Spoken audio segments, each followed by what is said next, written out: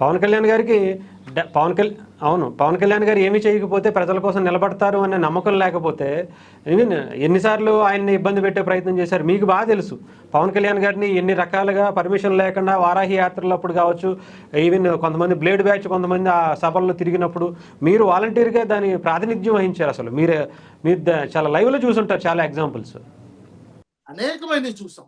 వారాహి యాత్ర జరుగుతుంటే వస్తారు, పెట్రోల్ బట్టలు తీసుకొస్తారు, కత్తులు తీసుకొస్తారు, బ్లేడ్లు తీసుకొస్తారు. మేము వాలంటీర్స్ టీమ్, నేను వాలంటీర్స్ కమిటీ ఇన్ఛార్జ్ గా నేను ప్రత్యేకంగా సభ జరుగుతున్నంత సేపు మా టీం అంతా కూడా రొటేట్ చేస్తాం, జనాల మధ్యలోకి వెళ్తాం. అక్కడ ఏవి అనుమానాస్పదంగా అన్ని పట్టుకున్నాం, ఎన్ని పట్టుకున్నాం అన్ని కూడా పక్కన పెట్టి వాళ్ళు మారుతారని ఆలోచన చేసాం. కొన్నిసార్లు పోలీస్ వ్యవస్థకి సమాచారం ఇచ్చాం, కొన్నిసార్లు మీటింగ్కి వచ్చి తిరిగి వెళ్ళిపోతున్న వాళ్ళ మీద కూడా దాడి చేస్తే వాళ్ళను కూడా మేము కాపాడుకొని దాన్ని కూడా ప్రతిఘటించడం నిలబడ్డ వ్యక్తులం మేము చూసాం కదా. ఇప్పుడు వారాహి యాత్రలకి ఇబ్బంది పెట్టేవారు అప్పట్లో వైసీపీ వాళ్ళు. జగదాంబలో సపోజ్ ఉదాహరణకి జగదాంబలో సభ జరగాలి, పర్మిషన్ లేదు అని చెప్పి చాలాసేపు ఇబ్బంది పెట్టారు. ప్రోటోకాల్ ఇష్యూ ఉంది, సెక్యూరిటీ ఇష్యూస్ ఉన్నాయని చెప్పి జనాలు ఆపారు. నేనే వెళ్ళి మొత్తాన్ని బార్గేట్లు దాన్ని లోపల పంపించాను. మేము చేసాం. వ్యవస్థకి కొన్ని విషయాలు తెలియనప్పుడు ఏదో మీడియాలో ఇలా జడ శ్రవణ్ కుమార్ లాంటి వస్తారు, చదువు రాని వాళ్ళకి వాళ్ళకి వీళ్ళకి ఇలాంటి వీడియోలో క్లుప్తంగా చెప్తుంటా, బాబాయ్ ఇతను చెప్పేది ఏదో నిజమేమో నమ్ముతారు. దాన్ని ఆలోచన చేయాలండి. వాస్తవానికి ఈ జడ శ్రవణ్ కుమార్ గారు మీరు ఆలోచించాల్సింది ఏంటంటే, ముద్దాయిల్ని మేము పార్టీలోకి తీసుకోము. మా పార్టీలో ఉన్న వాళ్ళే తప్పు చేశారు ముద్దాయి అని అంటే మేము సస్పెండ్ చేస్తున్నాం పార్టీ నుంచి. Who are you to decide our party rules and regulations? Who are you to confirm that our leaders are all done something mistake in front of everybody? నువ్వు ఆధారం లేకుండా ఎట్లా మాట్లాడతావు? నువ్వు జడ్జిగా చేసావు కదా. నీ జడ్జిగా నువ్వు కూర్చున్నప్పుడు ఇద్దరు బోన్లో నుంచినప్పుడు పాపం ఇతను మంచోడు ఇది చెడ్డోడు నీకు ముందే తెలిసిపోద్ది అన్నావు. తెలిసిపోయినా సరే పోలీసు వాళ్ళు చేసిన తప్పులకి చెడ్డోడు బయటపడతాడు, మంచోడు బలైపోతున్నాడు అని చెప్తున్నావు. ఇవన్నీ చెప్తున్నావు వాడిని ఆధారాలు లేనిది మనం ఎలా మాట్లాడతామండి? నిజమే, 150 కోట్ల గురించి కూడా ఒక ఆధారం కూడా చూపించకుండా మాట్లాడుతున్నారు. అసలు అంత బలంగా ఎలా చెప్పగలరు? అవునండి, తప్పుడు వ్యాఖ్యలు. ఆయన అంటాడు, నేను అతని వీడియోలో చూసాను, నేనేదో అన్నానండి 150 కోట్లని, విరుచుకు పడిపోతున్నారు. మరి అలాగైతే నేను ప్యాకేజీలు తీసుకున్నాను అంటున్నారు, మరి దానికి నేనేమన్నది అంటే నిన్ను అన్నారని నువ్వు అంటున్నావా, లేకపోతే ఎవరైనా అనమన్నారని అంటున్నావా, నీకు ఎవరైనా డబ్బులు ఇచ్చాలని అంటున్నారా, లేకపోతే నీ పార్టీ మనుగడ కోసం డబ్బు కావాలి కనుక జగన్మోహన్ రెడ్డికి తొత్తులా మారావా? ఈ మధ్య నీ వీడియోలో జగన్మోహన్ రెడ్డి గారిని పొగుడుతున్నావు, భూముల విషయంలో పొగుడుతున్నావు. అరే ఆంధ్ర రాష్ట్రానికి అభివృద్ధి చేయడానికి కంపెనీలు వస్తున్నాయంటే అది తప్పు అని చెప్తున్నావు. నువ్వేం మనిషివయ్యా? నీకు అసలు విజ్ఞానం ఉందా? బోల్డ్ లైవ్ డిబేట్లో పాల్గొన్నానన్నావు. మొన్న ప్రెస్ మీట్ లో మా 3 చైర్మన్లు, శివశంకర్ గారు, విజయ్ కుమార్ గారు, చల్లపల్లి శ్రీనివాస్ గారు, వీళ్ళ 3 అతని గురించి ప్రెస్ మీట్ ఇస్తే పార్టీ తరఫున అంటే ఆ యొక్క మర్డర్ కేసు గురించి, శ్రీకాకుళం జిల్లాలో జరిగిన మర్డర్ కేసు గురించి, ఆ విద్యార్థి గురించి మేము తీసుకున్న యాక్షన్ పార్ట్ అంతా కూడా తెలియపరిస్తే ఇతను మళ్ళీ ప్రెస్ మీట్ పెట్టి మాట్లాడతాడు.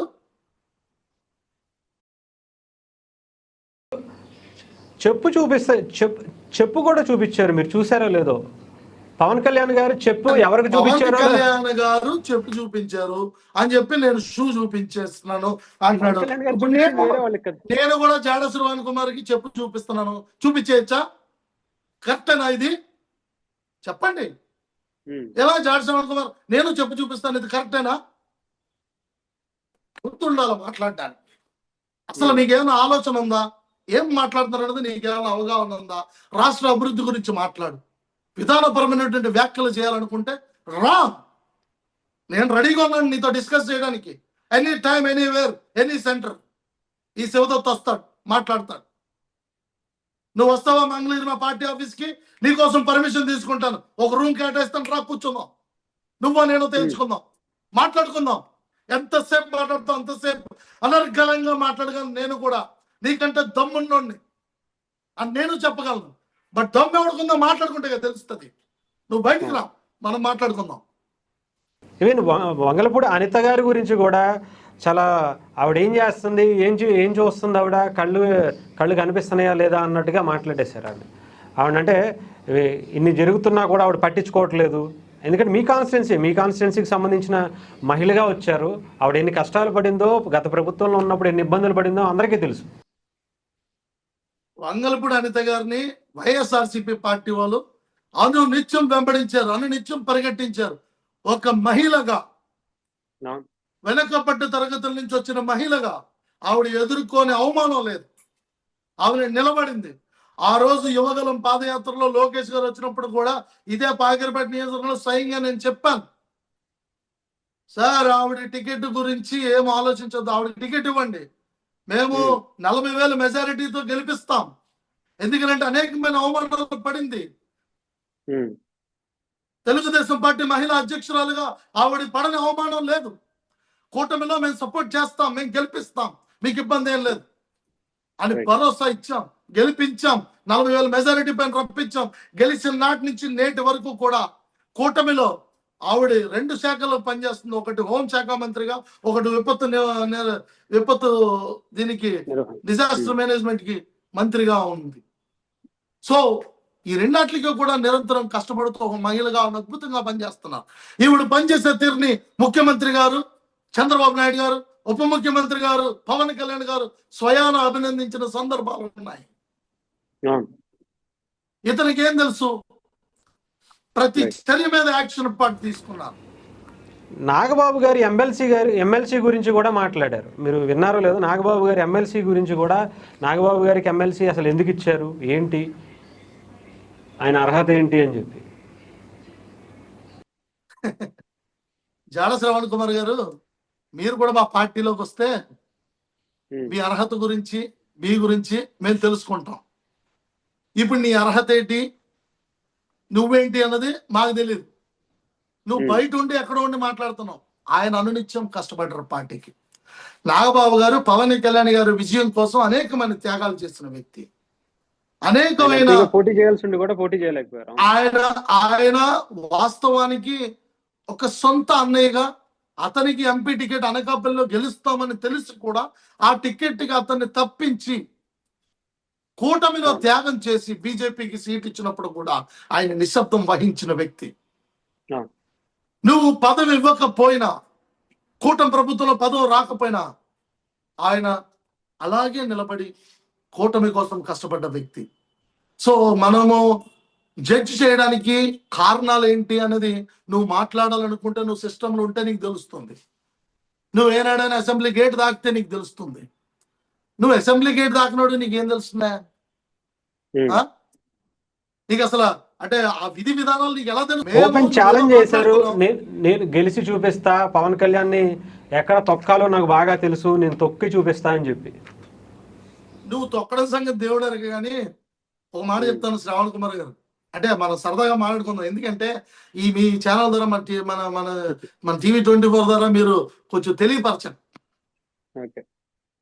ఎందుకంటే బాబు, పవన్ కళ్యాణ్ గారు పార్టీ పెట్టి, నువ్వే కదా నీ వీడియోలో చెప్పావు, విన్నాను.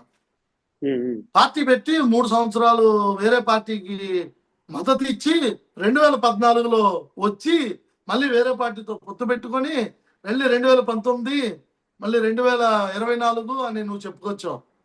అంటే దశాబ్ద కాలం అతను కష్టపడి ఎంతో మంది తొక్కించుకొని ఆ బరువుని వీపుల మీద మోసుకొని నిలబడి అతనితో పాటు 21 మంది ఎమ్మెల్యేని అసెంబ్లీలో కూర్చోబెట్టి 2 ఎంపీల్ని మరి రాజ్యసభకు పంపించిన వ్యక్తి. పవన్ కళ్యాణ్ గారిని తొక్కాలి అని అనుకుంటే నువ్వు చాలా కష్టపడాలి తమ్ముడు. లాస్ట్ గా ఏం చెప్తారు? లాస్ట్ గా జాడ శ్రవణ్కి ఇంకేం చెప్తారు? జాడ శ్రవణ్ కుమార్ గారికి నేను చెప్పాల్సింది ఏంటంటే, మీరు ఎంతో చదువుకొని ఉండుంటారు. మీరు చదవాల్సింది పవన్ కళ్యాణ్ గారిని క్లుప్తంగా చూసి ఆయన్ని ఆదర్శంగా తీసుకొని మీరు కష్టపడండి. మీరు ఒక దశాబ్ద కాలం కష్టపడి మీరు కూడా ఎమ్మెల్యేగా గెలిచి అసెంబ్లీలోకి రండి. స్వాగతిస్తున్నాను నేను ఖచ్చితంగా. కానీ మీరు ఎమ్మెల్యే అయ్యే లోపు ఖచ్చితంగా పవన్ కళ్యాణ్ గారు జనసేన పార్టీ నుంచి సంపూర్ణ ప్రభుత్వం స్థాపించే విధంగా ఆయన ముందుకెళ్తారు. ఆయన ప్రతిదీ నేర్చుకున్నారు, కష్టపడ్డారు. కింద స్థాయి నుంచి వచ్చిన వ్యక్తి పవన్ కళ్యాణ్ గారు. సో మీరు ఒక ఛానల్లో కూర్చొని పవన్ కళ్యాణ్ గారిని తిడితేనో, చంద్రబాబు నాయుడు గారిని తిడితేనో, లేదా లోకేష్ని తిడితేనో, హోంమంత్రిని తిడితేనో, మరి ఇతర మంత్రులను తిడితేనో మీకు సీట్లు రావు. ఉన్న ఆకాస్త పార్టీ గౌరవం కూడా పోతుంది. నువ్వు ఛానల్లోకి వచ్చి ఒక శివశంకర్ గారు నీకు కౌంటర్ ఇస్తే, శివశంకర్ గారు మీకు అన్ని తెలుసు, పవన్ కళ్యాణ్ ఏం చదువుకోలేదు, ఏం తెలియదు అని నువ్వు ఎద్దేవా చేస్తున్నావు. ఆయన ఆ పార్టీకి అధ్యక్షుడు, ఆ పార్టీ అధ్యక్షుడు కింద శివశంకర్ గారు పనిచేస్తా ఉన్నారు. శివశంకర్ గారిని నువ్వు ఎట్లా మాట్లాడుతావు అంటే, శివశంకర్ గారు మీరు వెళ్ళి పవన్ కళ్యాణ్కి చెప్పండి అని మాట్లాడతారు. ఇట్లా నీచమైన ధోరణిని మానుకొని మీరేం చేయాలనంటే నీ స్థాయిని మార్చుకో. నువ్వు పార్టీ అధ్యక్షుడిగా మాట్లాడినప్పుడు ఓ పార్టీ అధ్యక్షుడితో ఏ విధంగా అధ్యక్షుని ఏ విధంగా గౌరవించాలి, ఆ పార్టీలో నాయకత్వాన్ని ఏ విధంగా గౌరవించాలి, ఆ పార్టీలో మంత్రులు ఏ విధంగా గౌరవించాలి నేర్చుకో. ముందు ట్రై చేయి, నువ్వు ఎమ్మెల్యేకి వెళ్ళడానికి ట్రై చేయి. బహుశా నీకన్నా ముందు ఈ శివదత్ బోడపాటి ఎమ్మెల్యే అవుతాడు ఖచ్చితంగా జనసేన పార్టీ నుంచి. సో నువ్వు నన్ను బీట్అవుట్ చేయడానికి ట్రై చేయి. వీలైతే ఇట్స్ మై ఛాలెంజ్ జాడ శ్రవణ్ కుమార్, నువ్వు ఎక్కడుంటే అక్కడికి నేను రావడానికి సిద్ధంగా ఉన్నాను. నీ ఆఫీస్కి రమ్మంటే వస్తా, నీతో డిస్కషన్ చేయడానికి నేను రెడీగా ఉన్నా. లేదు నువ్వు జనసేన పార్టీకి వస్తానంటే నువ్వు రా, నీకోసం ప్రత్యేకంగా కుర్చేసి కూర్చోబెట్టి నా అధ్యక్షుల వారి ముందు నేను నీతో డిబేట్కి సిద్ధంగా ఉన్నానని చెప్పి తెలియపరుస్తున్నాను. నాకు ఇంత గొప్ప అవకాశం ఇచ్చినటువంటి ప్రత్యేక ధన్యవాదాలు తెలియజేస్తున్నాను. రైట్ అన్న, థ్యాంక్ యూ సో మచ్.